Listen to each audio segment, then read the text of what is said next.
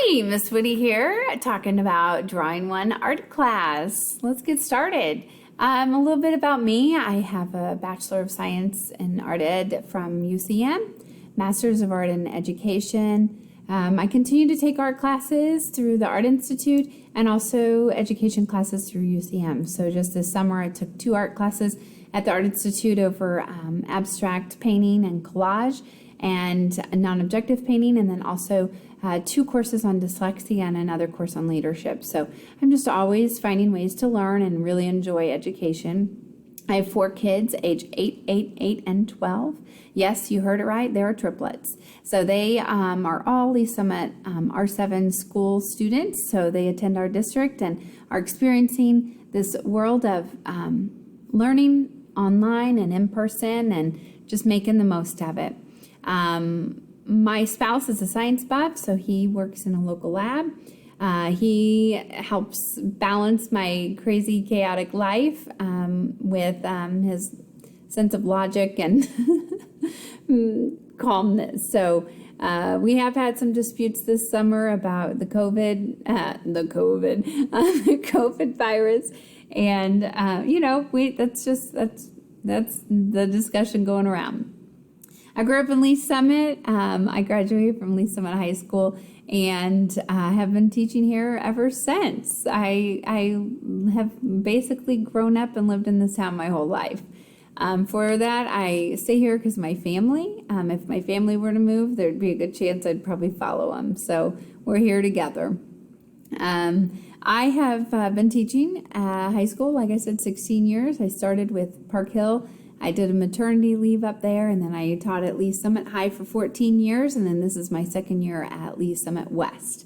My hobbies are anything adventure. I love jogging, kayaking, gardening, doing anything creative and anything that challenges me or is an adventure, and of course, anything with my family.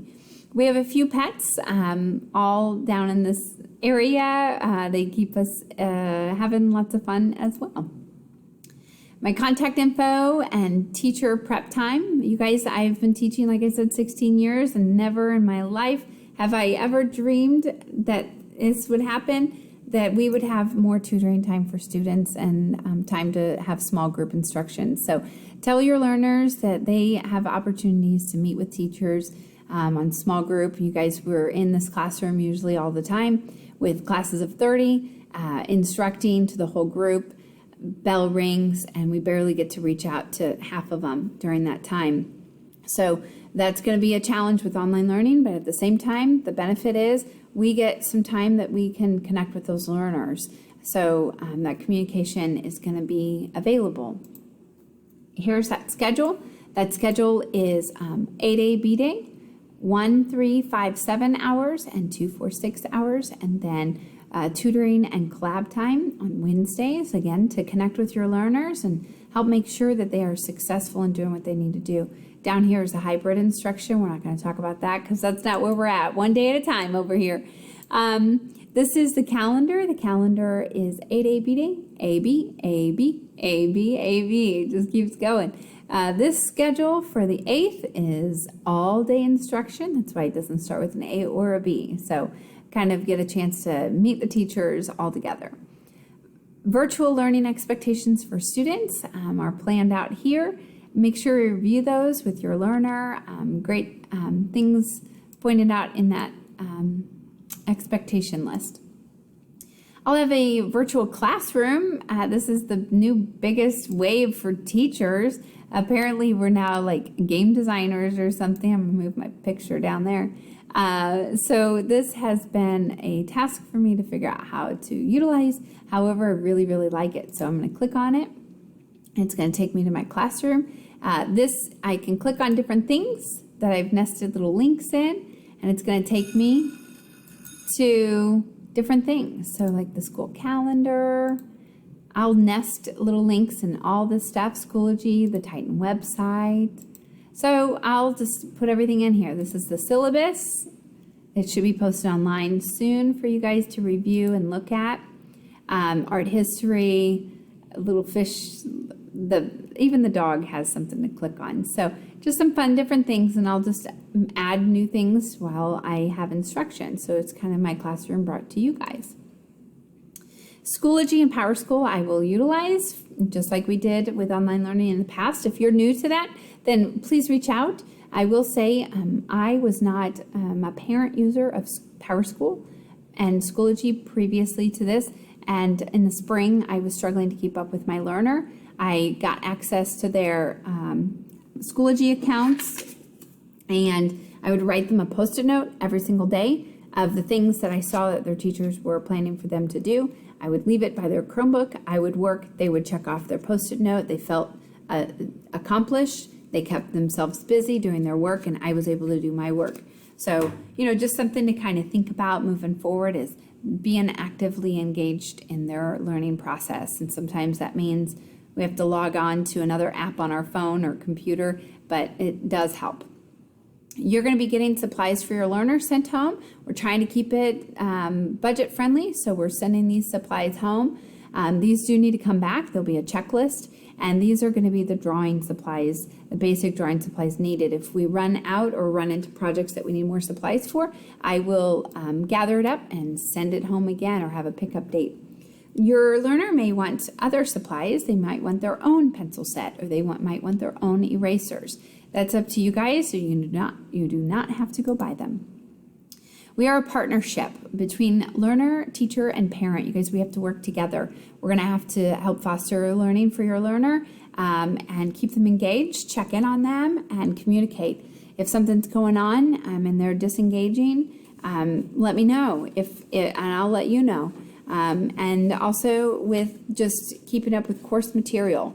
The last thing I want is for students to struggle and have poor success in the class. I want them to have fun. I want them to enjoy learning about art, making art, creating art, and sharing their art with others. So that partnership is going to be really key, but you guys have to be a part of it as well. How I grade and how art looks in the studio lab class is creating art, projects, and skills. That is the creation process. Then we dialogue. We talk about things. We provide feedback to each other. We provide feedback verbally or online in a type format. I'm going to be figuring that out. Whatever is going to be working the best and gets most people actively engaged is what I will try to do. We will have a research workbook. The research workbook will look something like this. And that workbook is a sketchbook. We used to call them sketchbooks, but they're not sketchbooks in my opinion. They're research workbooks because we research our ideas. We research what works, what doesn't work. We learn from those experiences so that we can create a project. So in here, you're going to see that, I have flaps of paper, sketches, things done again, sketches in here, and tabs, just like a binder would have, because there's different units of study and different growth periods. So we've got a sketchbook.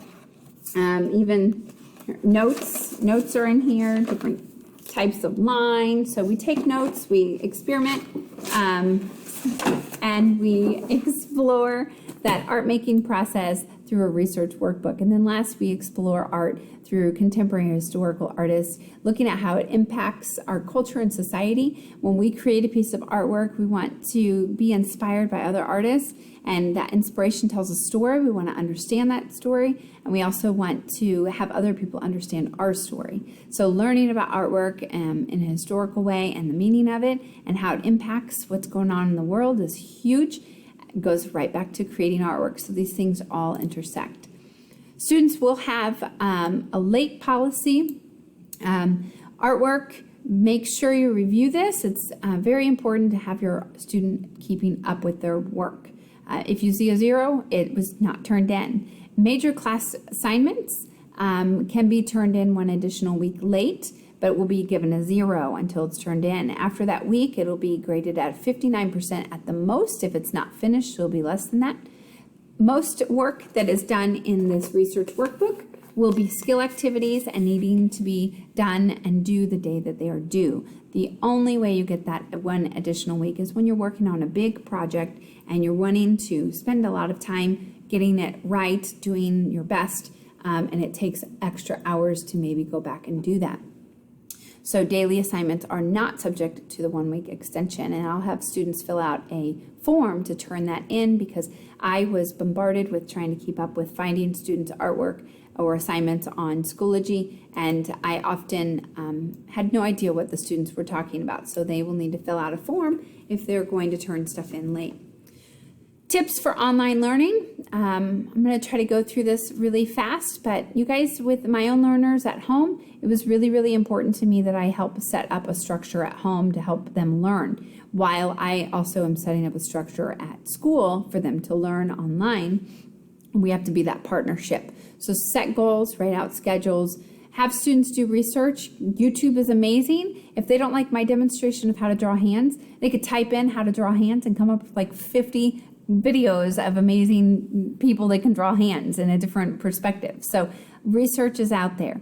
Revisit old material, old projects that they've created. Get involved in class discussions to really understand the content and different perspectives of the content, and then engage with the instructor so you could be successful. So making sure time management, good study space, form study groups of other students, take breaks, reach out, communicate.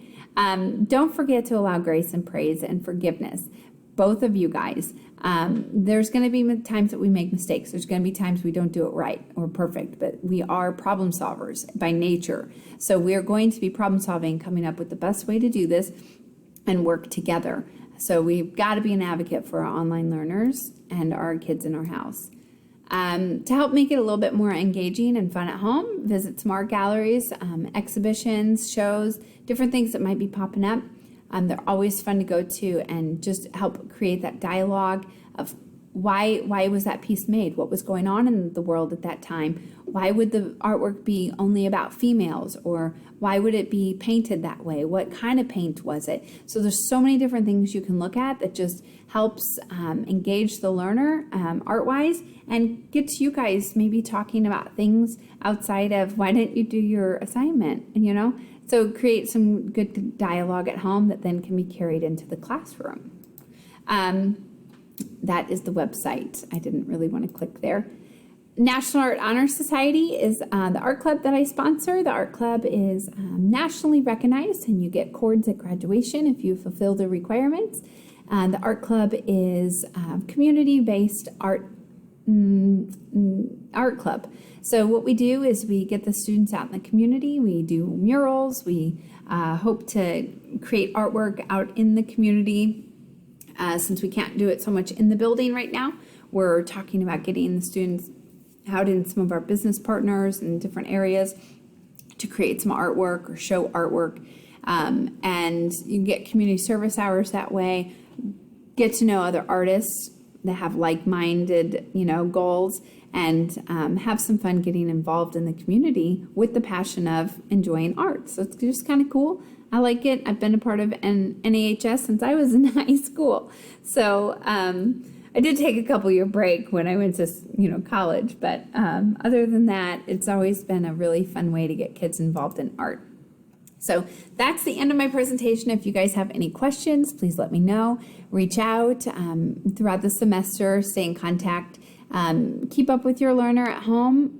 I'm, going to struggle to do the same at home with my own 4, but at the same time, I know it's an important job. So we'll be working this online learning system together and creating that partnership together, which will help your learner in the long run get the most out of it. So I look forward to making art with them and seeing their faces and getting to know them. I hope you guys have a great school year with your learners. Bye.